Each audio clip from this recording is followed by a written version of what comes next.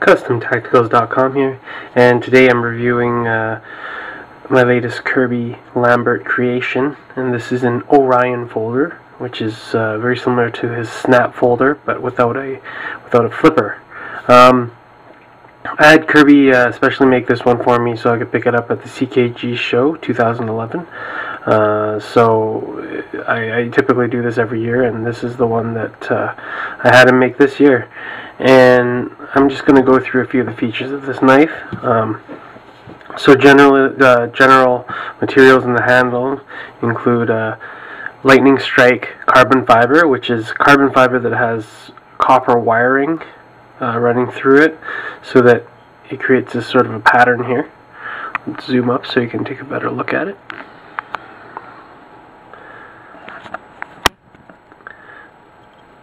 So there you can see the lightning strike carbon fiber, and there's 3 tritium dots that have been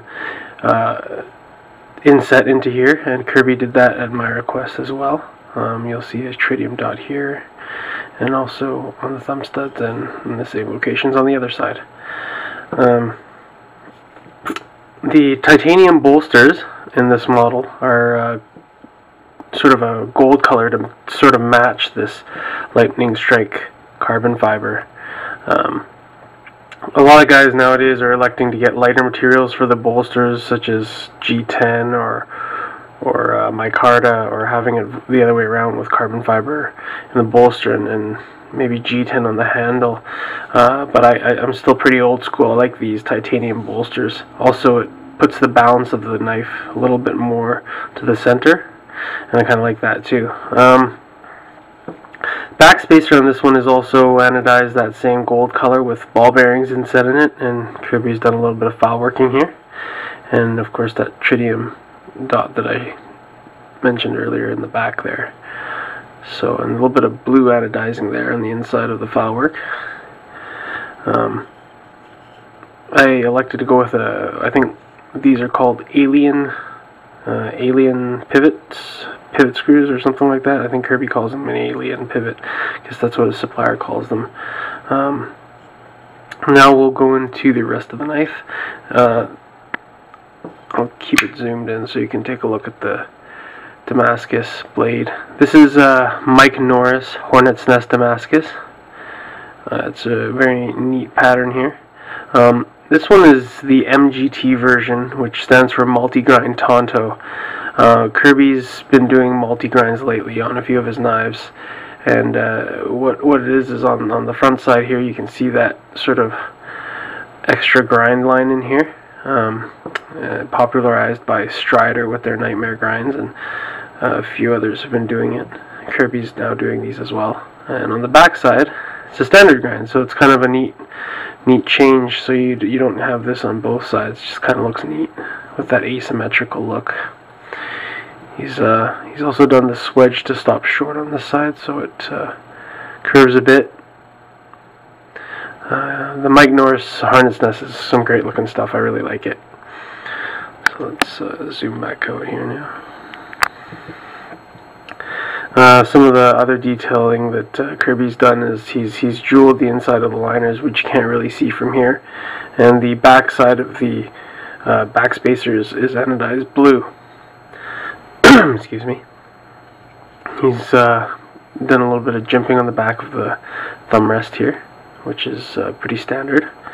And as Kirby typically likes to do, he likes to try and line up all the screws in a line across the middle of the knife.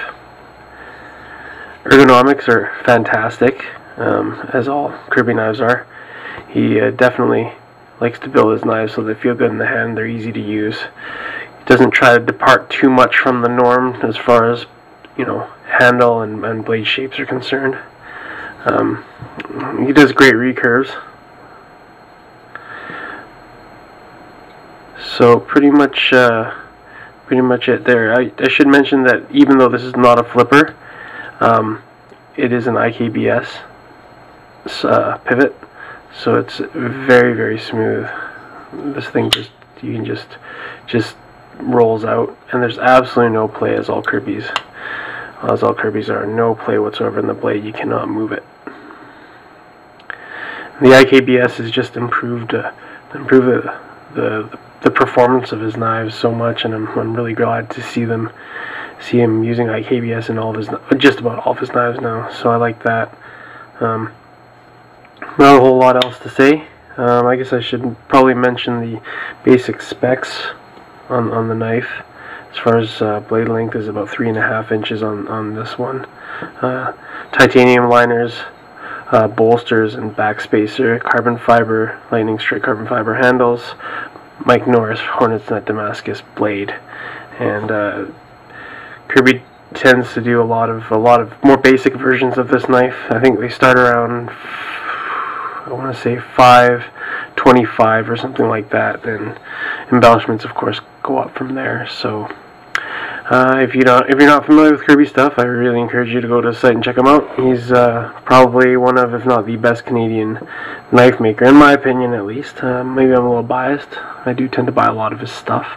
But hope you guys enjoy the review. Have a good one.